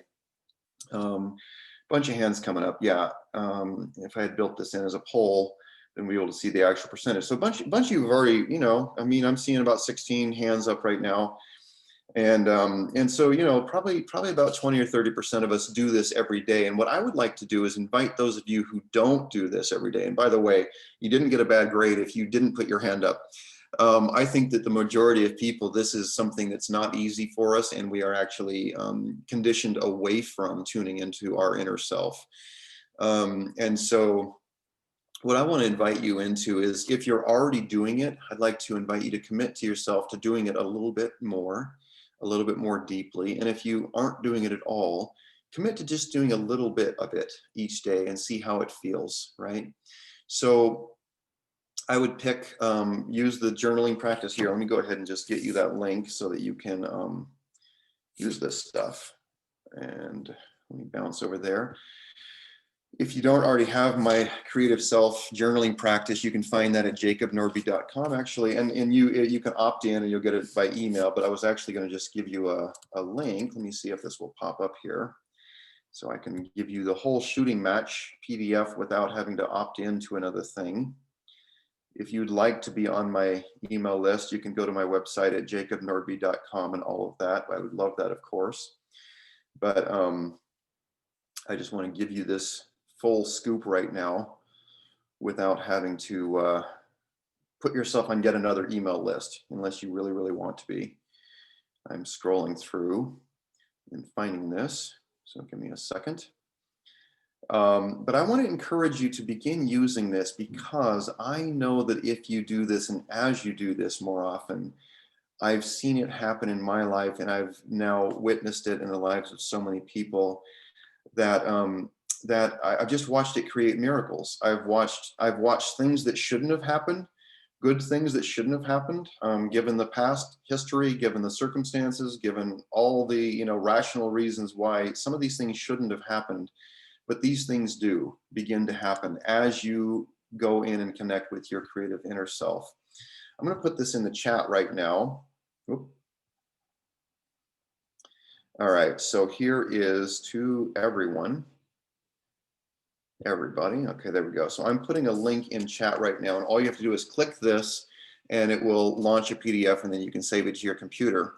This also has included, I just packaged this up with a personal assessment that you can use to gently walk around the metaphorical and literal house of your life and begin to assess where you would love your inner creative self, where you would love that inner creative being that you are to begin transforming these places in your life.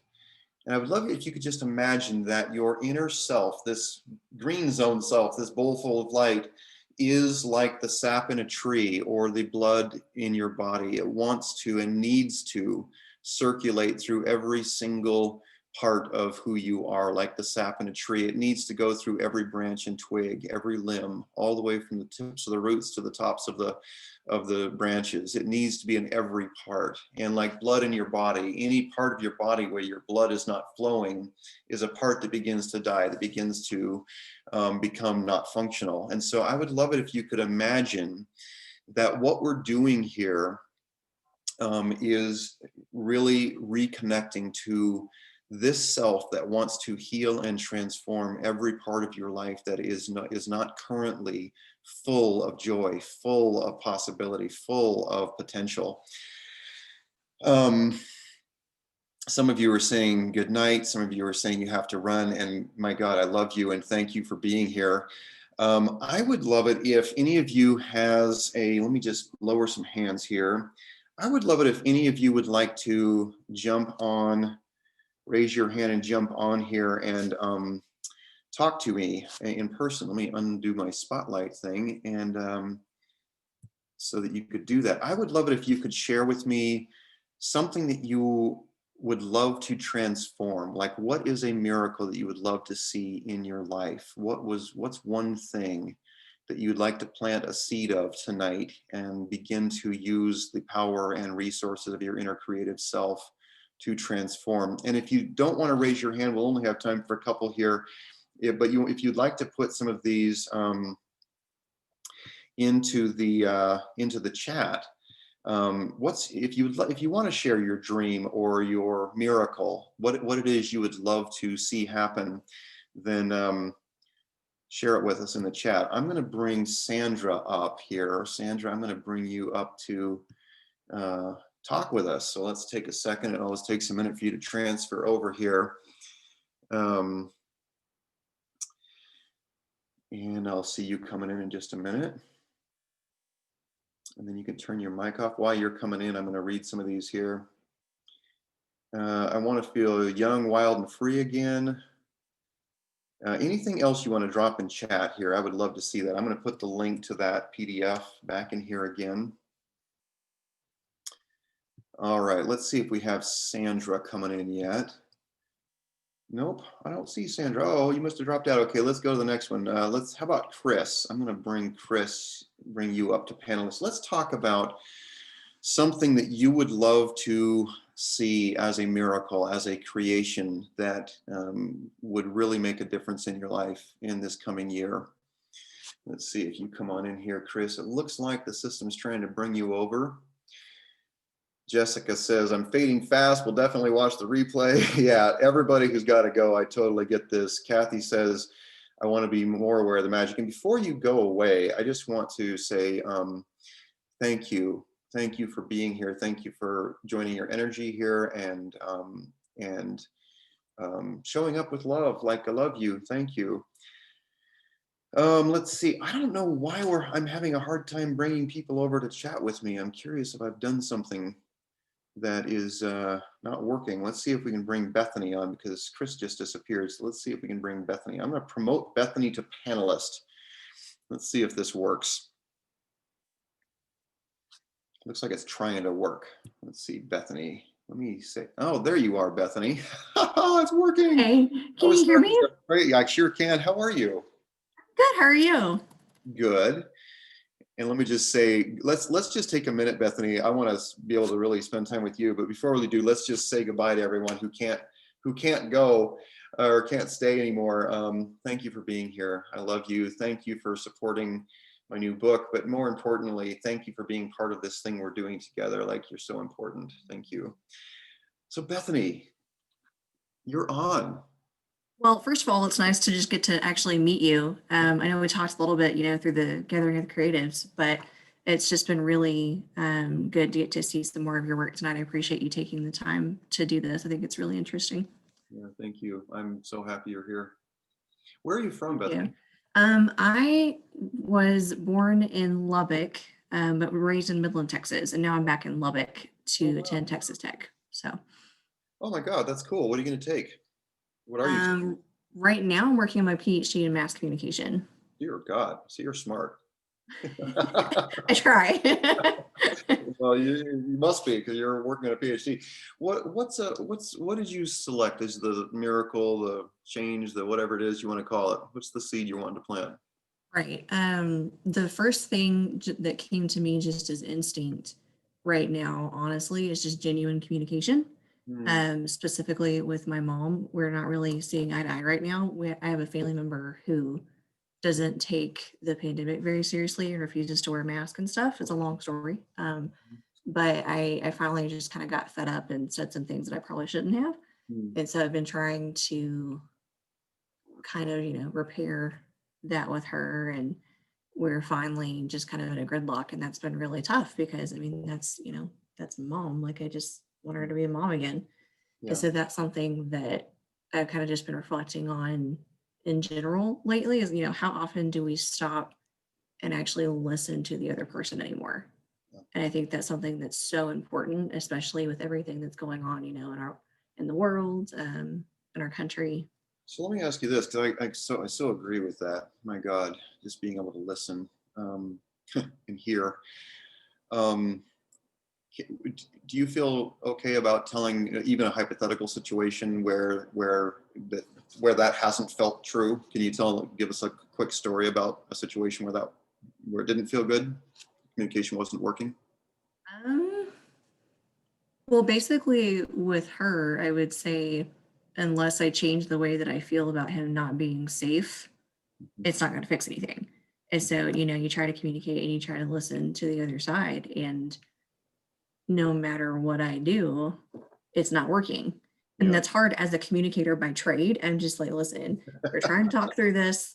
This is not working. And so finally I just told her, I said, listen, when you're ready to move forward, I'm here and I'm sorry.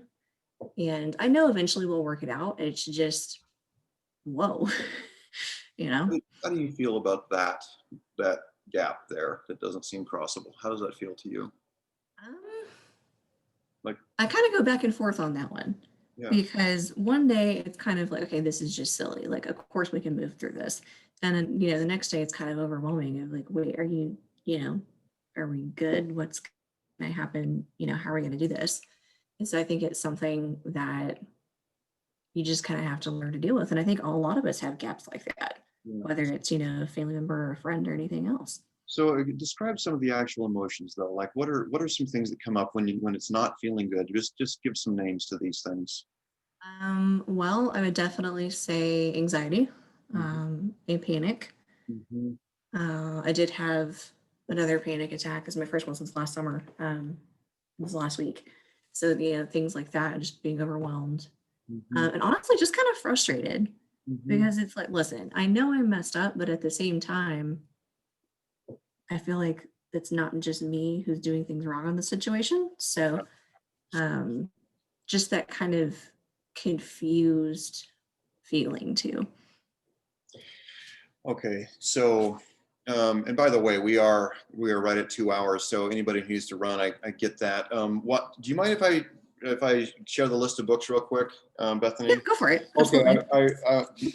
Emily just reminded me. She's like, "Oh my God, people are having to leave, and they want to know which books you're talking about." All right, thank you guys who have to go. I love you. Thanks for being here. All right, so the book I read from at the beginning was "Belonging" by Toko Pop Turner. I'll write that down too. Belonging, remembering yourself home, Okay. remembering ourselves home. And then this one, and I didn't get to the brainwave state in this one, but this one talks a lot about meditations and brainwave states and how to open yourself up to your own inner childlike magic and power. I'm actually really surprised at how practical and well researched this book is. I'm reading it right now. So Psychic Witch, and that's by Matt Allren, and I'm holding that up. And then this one I didn't get to a lot, but it's called The Upside of Stress. And this one is actually really fascinating. A lot of backup information about how to work with stress. And we're in a stressful world. So that was one of my resources. The other one I'm not going to hold up right now because I want to talk to you now, Bethany. So I would like you to imagine a situation with your mother, right? And thank you, Emily, for making that list. So I'd like you to imagine a situation where you are completely not in the green zone and you're feeling like out of sync and like kind of in the panic zone. What are some things that start to happen between you and your mother when that's the case? Right, right. The most recent example I can think of is when we were on the phone last time. Like I had called, and I don't even remember now how I got back on the subject. To tell you the truth, I called about a recipe or something really random. Yeah. And I asked her if she was going to start calling again in the mornings on her way to work. And she said, well, I'm not sure if we're ready for that yet. And that's how the whole conversation started again. And I finally just got to the point where I knew I was about to panic. And I finally said, I can't do this today. I Mhm. love you. I'll talk to you later. And I hung up the phone. And then about 3 days later, the roles were reversed. And she said, nope, I'm done for today. And I said, okay, that's fair. Like if that's what it takes. Mhm. All right then. And so I think that's kind of just the way it's been lately. Yeah. Well, if this could be a miracle, let's pretend that all the things we don't know exactly how it's going to work out, like all the details of the situation. How would you love to feel when you're, let's just imagine we're time traveling forward. How, with your mother, what are some ways that you would love to really feel when you're in communication, talking with her or however you're around her? What are some ways you would love to feel? Well, my instinct reaction is just excited. I miss just getting to randomly call her, but she didn't do grad school, so I have to explain things a couple of times sometimes because like what I do is very different than what she does, which is not bad. It's just it's really good as a communicator, and so I miss just being excited to Mm, just call her and tell her good news. I mm, miss um, just kind of that feeling of safety of no matter what's going on in the world or in my life, and it's not all bad. This has just been, a yeah, specific stressful situation, but yeah. um, just that sense of safety and consistency of you're going to be here and you're going to be supportive. And we may not always agree, obviously. Don't expect us to always agree. But I think this is kind of the biggest disagreement we've had. So So because I would love to spend more time with you on this. Can I suggest that you spend some time with that journaling practice of okay. focusing, like pretend like you're in conversation with your mother and like write it out to her in that, like, mom, this is how I feel right now. Right. Mom, this is what I need right now. Mom, this is what I love. Like, I'd like to recommend you do that just a few days in a row and begin to then notice, I'm not saying that this magic wand, but begin to notice if that begins to change the connection with your mom. Okay. Yeah? Yeah, I'm willing to try it. I mean, at this point, I'm just trying to give her some space. So Yeah, well, and by the way, and then as you do that also with yourself, the letting your inner wisdom, I mean, sometimes just a boundary in the space is also the very best thing to happen right now, you know? Hey, thank you so much. Thanks for popping up here. It's so good to see your face. thank you. I really appreciate you taking the time to do this. Of course. My God, it's wonderful. Thank you, Bethany. Um, all right. So I know we've been here, all of us, a really long time. I wonder if anyone else, I don't know that we have time to really jump back on the video, but Emily, why don't I unspotlight me if I have already not done that? Okay, good.